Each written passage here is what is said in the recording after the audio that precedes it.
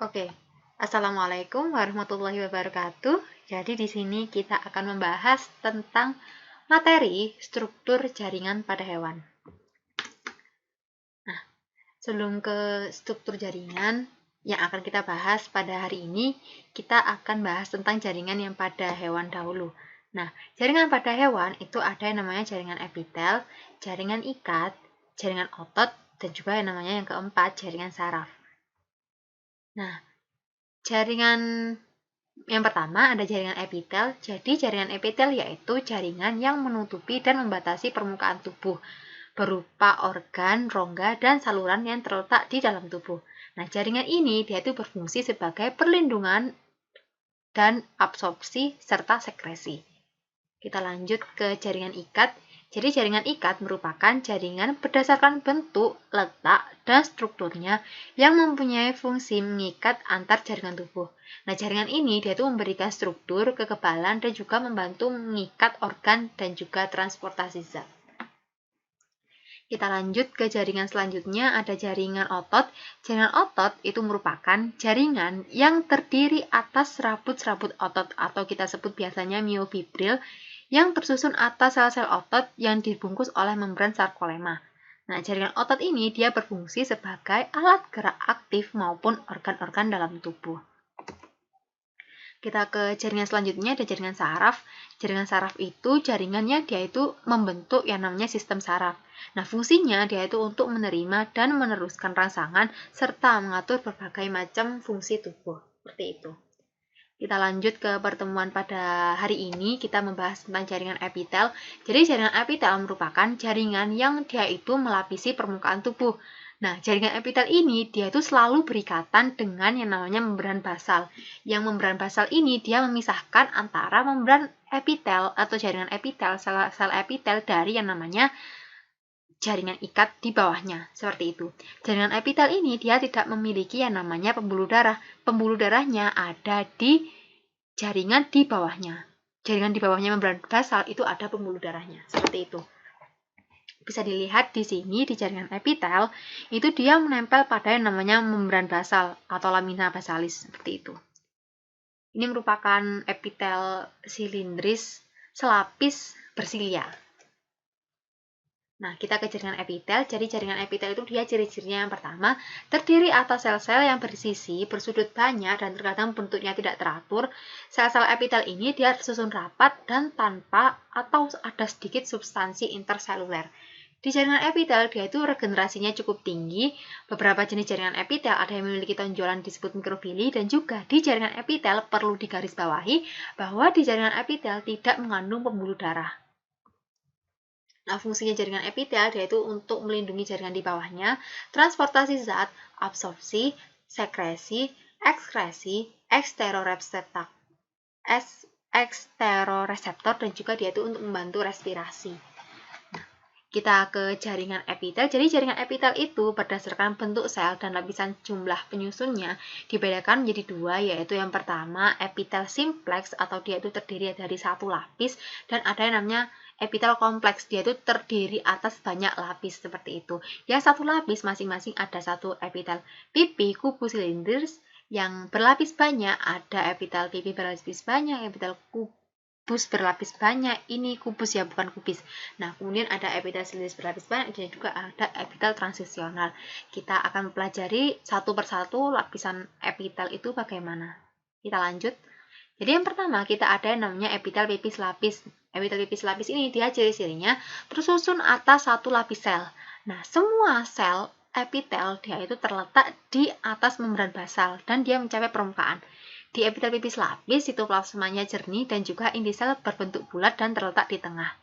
Nah, letaknya si epitel pipis lapis ini dia ada di kapsula Bowman di ginjal. Nah, fungsinya itu sebagai filtrasi. Nah, epitel pipi ini kan dia sangat pipih ya, sangat tipis sekali. Nah, dia itu dapat membantu yang namanya difusi zat pada alveolus dan juga kapsula Bowman atau tempat filtrasi zat di kapsula Bowman di ginjal, seperti itu. Jadi ketika dia bentuknya tipis dan apa ya istilahnya?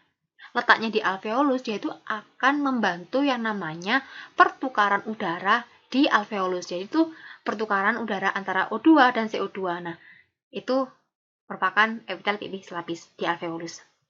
Kalau di kapsula Bowman dia itu untuk infiltrasi zat, berarti dia itu untuk menyaring filter urin darah menjadi urin primer, seperti itu.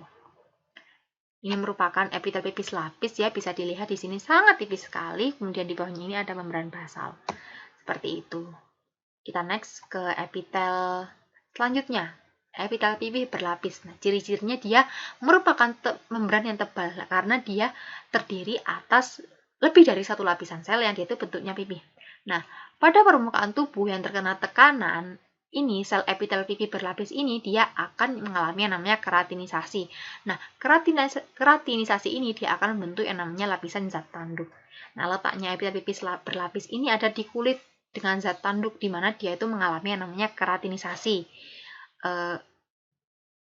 Karena dia itu sering terkena gesekan kulit, makanya dia itu menjadi sel-selnya agak keras seperti itu.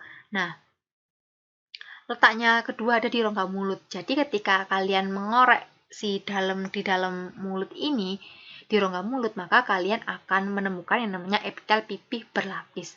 Nah, fungsinya dia itu untuk melindungi dari pengaruh fisik, biologi, dan juga kimiawi. Seperti itu. Kita lanjut ke epitel selanjutnya. Kita ada epitel kubus lapis. Ciri-cirinya dia ada satu lapis sel berbentuk kubus, sitoplasmanya jernih atau berbutir-butir, dan juga inti sel bulat terletak di tengah-tengah. Nah, fungsinya dia itu untuk pelindung, sekretori, dan juga absorpsi. Nah, di sini ada lensa mata, itu fungsinya sebagai sekretori dan juga sebagai pelindung, di mana lensa mata itu jika fungsinya dia sebagai sekretori, dia itu akan mengeluarkan yang namanya air mata untuk melapisi mata ini, dia itu agar tetap basah, tidak kering, seperti itu. Nah, kalau letaknya di ginjal atau di nefron, tubuh proksimal, dan juga distal, itu fungsinya sebagai absorpsi, di mana dia kalau di ginjal, fungsinya untuk menyaring menyaring darah menjadi urin, seperti itu. Nah, kalau letaknya di ovarium, dia itu fungsinya untuk pelindung. Untuk pelindung. Nah, kalau di kelenjar ludah sama, dia itu fungsinya sebagai sekretori, di mana dia itu untuk mengeluarkan ludah. Seperti itu. Nah, bisa kalian lihat di sini merupakan epitel kubus lapis dengan permukaannya menempel di membran basal. Seperti itu. Nukleusnya juga berbentuk bulat dan juga besar dan terletak di tengah. Kita lanjut, ada epitel kubus berlapis. Epitel kubus berlapis ini dia terdiri atas lebih dari satu lapis sel berbentuk kubus. Nah, fungsinya dia itu untuk pelindung dan juga sekretori. Biasanya epitel kubus berlapis ini dia letaknya di kelenjar minyak dan juga kelenjar keringat. Nah, kelenjar keringat ini dia epitel kubus berlapisnya itu terdiri atas dua lapis. Bisa dilihat di sini di jaringan kelenjar keringat, dia itu epitel kubusnya ada dua lapis. Nah, bisa dilihat ini lapisan pertama dan juga lapisan kedua. Seperti itu. Kita lanjut ke epitel, tadi sudah epitel kubus berlapis, sekarang ke epitel silindris lapis. Nah, ciri-cirinya dia itu tersusun dari satu lapis sel yang dia itu berbentuk silindris. Di antaranya itu terdapat yang namanya sel goblet. Nah, sel goblet ini dia fungsinya untuk menghasilkan lendir. Fungsinya si silindris lapis ini dia untuk sekresi dan juga absorpsi. Letaknya di mana? Letaknya di uterus dan lambung. Nah, ternyata si epitel silindris lapis ini jika kita lihat lebih jelas dengan mikroskop itu ada dua macam. Yang pertama ada selapis bersilia dan juga selapis tidak bersilia. Nah, selapis bersilia dia itu ada di uterus, ductus efferens dan juga bronchiolus. Kalau dia bersilia, dia itu jelas fungsinya dia itu untuk pelindung. Seperti itu. Kalau selapis tidak bersilia, itu berada di kantong pencernaan lambung, usus halus dan kantong empedu, dia itu fungsinya dia untuk absorpsi. Seperti itu. Ini merupakan lapisan epitel silindris bersilia. Bisa dilihat di atasnya itu ada silianya ya. Nah, biasanya di selapis silia bersilia ini dia itu ada di yang namanya trachea. Dia itu kalau di trachea fungsinya untuk pelindung. Nah, ketika ada debu masuk ke dalam tubuh, itu si trachea, si silianya epitel itu dia akan bereaksi untuk mengeluarkan si debu tersebut, seperti itu. Kita lanjut ke epitel silindris lapis. Silindris lapis tadi sudah dibahas ya. Ya, ini merupakan epitel silindris lapis yang tidak ada silianya. Dia itu ada di lambung, dia itu untuk sekresi, di lambung untuk absorpsi. Seperti itu. Kita lanjut ke epitel silindris berlapis. Epitel silindris berlapis itu dia jenisnya terdiri dari lapisan sel yang berbentuk silindris. Nah, pada lapisan si silindris berlapis ini, lapisan di bawahnya, dia itu permukaannya lebih pendek daripada si lapisan di atas. Seperti itu. Khususnya untuk proteksi sekresi, letaknya di uretra, tari, trachea, faring, dan juga kelenjar ludah. Seperti itu. Kita lanjut ke epitel transisional. Jadi epitel transisional ini dia merupakan peralihan antara epitel pipih berlapis banyak dengan epitel silindris berlapis banyak. Nah, biasanya si epitel transisional dia itu terletak di bagian tubuh, organ tubuh yang dia itu mengalami peregangan, dia itu dapat meregang gitu. Kayak contohnya di uretra, kandung kemih, ureter, seperti itu. Bisa kalian lihat di sini, dia itu bentuknya peralihan dari epitel pipih berlapis banyak dan juga epitel silindris berlapis banyak. Nah, si epitel transisional ini bentuknya sifatnya seperti ini, seperti kayak balon. Kalian lihat balon kan? Balon kalau kita kasih air, masukkan air, dia itu kan akan meregang. Nah, sama seperti epitel transisional ini, dia ketika ada urin masuk ke dalam kantung kemih, dia itu akan menggembung seperti itu. Kita lanjut ke epitel kelenjar. Jadi epitel kelenjar ini tersusun dari sekelompok sel epitel khusus untuk sekresi zat yang diperlukan dalam proses fisiologi tubuh. Nah, epitel kelenjar ini dibedakan menjadi dua, yaitu eksokrin sama endokrin, di mana eksokrin dia itu sekretnya keluar ke permukaan tubuh. Nah, biasanya kalau dia keluar ke permukaan tubuh berupa enzim di lambung, pankreas, kelenjar ludah, dan juga kelenjar keringat. Nah, untuk endokrin dia itu menyerahkan sekretnya ke aliran darah. Jadi kalau dia mengeluarkan sekret ke aliran darah, berarti sekretnya berupa hormon.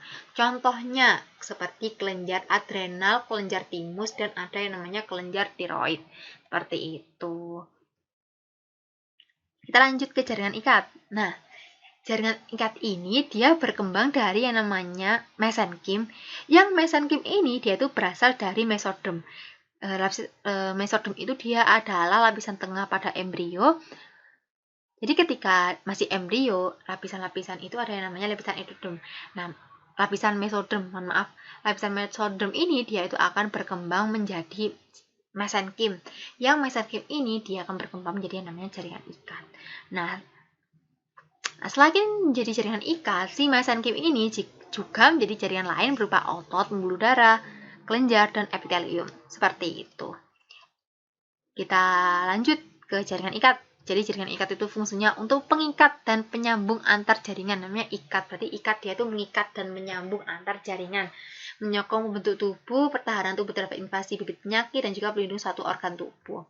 Susunannya dia itu terdiri atas dua macam, yaitu matriks jaringan ikat yang dibedakan menjadi jaringan yang dibedakan menjadi serat kolagen, serat retikular, dan serat elastik. Nah, ada juga sel penyusun jaringan ikat, itu ada fibrosa, makrofag, sel lemak, mast sel plasma, sel pigmen, leukosit, dan juga sel mesenkim. Kita lanjut ke serat. Serat tadi itu merupakan bagian dari matriks si jaringan ikat. Serat itu tersusun atas jadi di sini kita akan bahas serat kolagen terlebih dahulu. Nah, serat kolagen dia itu tersusun dari protein kolagen yang dia itu berwarna putih bening dengan garis samar yang memanjang. Bisa kalian lihat di sini serat kolagen dia itu bentuknya berwarna putih dan bening. Kemudian dia itu sifatnya relatif tidak elastis. Walaupun dia mudah dibengkokkan, tapi dia tidak elastis. Nah, biasanya si serat kolagen ini dia banyak terdapat di tendon, ligamen, tulang, dan juga kulit. Kita lanjut ke yang namanya serat retikular. Serat retikular dia itu serat yang paling halus. Nah, hampir sama dengan si serabut kolagen. Kalau serat retikular dia itu ukurannya lebih kecil. Bisa kalian lihat di sini serat retikular itu dia lebih kecil daripada si serat kolagen yang ungu gelap ini. Nah, ukurannya dia itu kurang dari 1 mm. Nah, dan dia itu merupakan serat paling halus, berfungsi sebagai penyokong yang mengitari pembuluh darah kecil, serat otot, serat-serat, dan juga di antara jaringan ikat dengan jaringan yang lainnya. Kita lanjut ke serat elastis. Sesuai namanya, serat elastis berarti dia itu memiliki elastisitas yang cukup tinggi. Warnanya bisa warna kuning lebih tipis dari serabut kolagen dan bentuknya itu bercabang-cabang. Nah, serabut elastis ini dia tersusun oleh protein dan mukopolisakarida. Ini biasanya terdapat di ligamen dan juga pembuluh darah. Nah, elastisitas si serat elastis ini dia itu semakin menurun dengan apa istilahnya? Dengan bertambahnya usia. Jadi ketika kalian semakin tua, si serabut elastik ini dia itu elastisitasnya akan menurun. Seperti itu. Kita lanjut ke sel penyusun jaringan ikat. Ada fibroblast, makrofag, sel lemak, mast sel plasma, sel pigmen, leukosit, dan juga sel mesenkim. Kita ke jaringan ikat, macam jaringan ikat. Jadi jaringan ikat itu dibedakan menjadi 3 jenis, yaitu yang pertama, jaringan ikat sejati, jaringan ikat cair, dan juga jaringan ikat penyokong. Nah, jaringan ikat sejati itu dibedakan menjadi 2, yaitu jaringan ikat longgar dan juga jaringan ikat padat, di mana jaringan ikat longgar itu dia termasuk jaringan mukosa, aerolar, dan juga jaringan lemak. Dan di jaringan ikat padat yaitu dibedakan menjadi 2, yaitu tidak teratur dan teratur.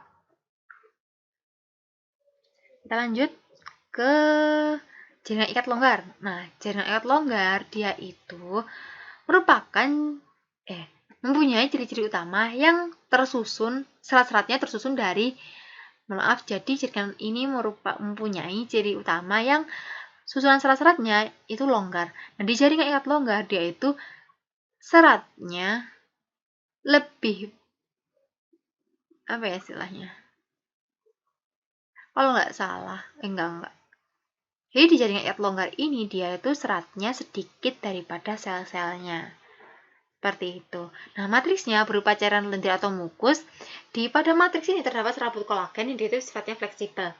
Nah, adanya serabut kolagen ini dia memungkinkan terjadinya gerakan dari bagian-bagian yang saling dihubungkan. Nah, pada matriks itu terdapat fibroblast, sel mast, dan juga sel plasma. Seperti itu. Kita lanjut ke jaringan ikat longgar. Fungsinya sebagai pembentuk membran yang membatasi jantung dan rongga perut, mengikatkan kulit pada jaringan di bawahnya, mengelilingi pembuluh darah dan saraf yang menyusup ke organ, pengikat lapisan epitelium pipi, membentuk lembar mesenterium, dan juga memberi bentuk organ dalam seperti kelenjar limfa, susunan sumsum tulang, dan juga hati. Jadi kita ke jaringan ikat padat, kita sudah membahas tentang jaringan longgar, sekarang kita membahas tentang jaringan ikat padat. Nah, si jaringan ikat padat ini dia memiliki struktur serat-serat, terutama si serat kolagen yang dia itu padat. Nah, jaringan pengikat padat dibedakan menjadi jaringan pengikat padat teratur dan juga tidak teratur. Teratur itu susunannya atas satu arah, contohnya di tendon. Kalau tidak teratur, susunannya itu menyebar, membentuk anyaman di lapisan bawah kulit. Bisa kalian di sini. Kalau ikatan padat teratur, dia itu teratur satu arah. Contohnya di tendon. Kalau tidak teratur, itu ada di lapisan dermis kulit. Bisa kalian lihat letaknya sangat tidak beraturan. Kita lanjut ke jaringan ikat cair. Jadi jaringan ikat cair itu ada jaringan darah dan juga jaringan limfa. Jaringan darah dia itu terdiri atas plasma darah, trombosit, sel darah merah, putih. Dan kalau jaringan limfa dia itu merupakan getah bening. Nah, merupakan cairan yang dikumpulkan dari jaringan-jaringan dan dikembalikan ke darah. Seperti itu. Kita lanjut ke jaringan ikat penyokong. Jadi jaringan ikat penyokong itu dibedakan menjadi 2, yaitu jaringan ikat rawan dan juga jaringan tulang keras dan juga jaringan tulang rawan. Nah, jaringan tulang rawan atau kartilago dia itu tersusun atas sel-sel tulang rawan atau kita sebut kondrosit dan matriks yang mengandung kondroitin sulfat. Nah, kondrosit ini dia berada di dalam rongga kecil yang disebut laguna. Kalau tulang keras yaitu merupakan penyusun kerangka tubuh yang tersusun dari komponen non-seluler berupa matriks yang sangat padat dan kaku serta komponen seluler.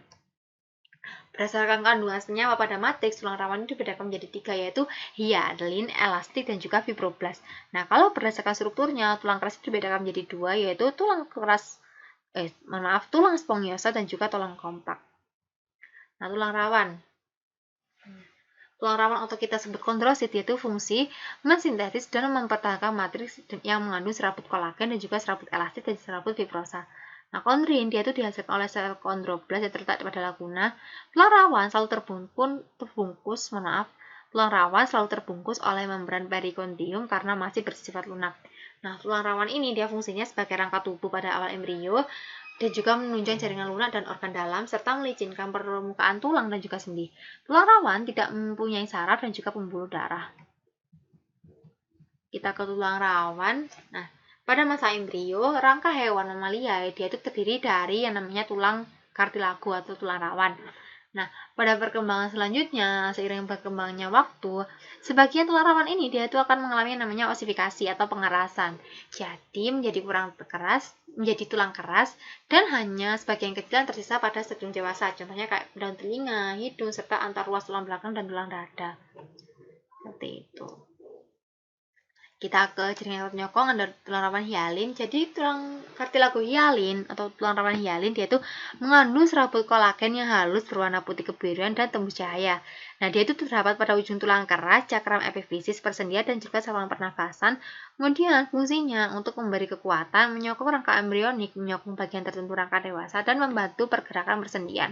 Seperti itu. Kita ke jaringan fibrosa. Di jaringan kartilago fibrosa dia itu mengandung serat kolagen yang padat dan kasar sehingga matriksnya berwarna gelap dan keruh. Kemudian kartilago fibrosa dia itu terdapat pada ruas-ruas tulang belakang, kayak contohnya di simplis pubis dan juga persendian. Nah, kartilago fibrosa dia itu berfungsi untuk menyokong dan melindungi bagian di dalamnya.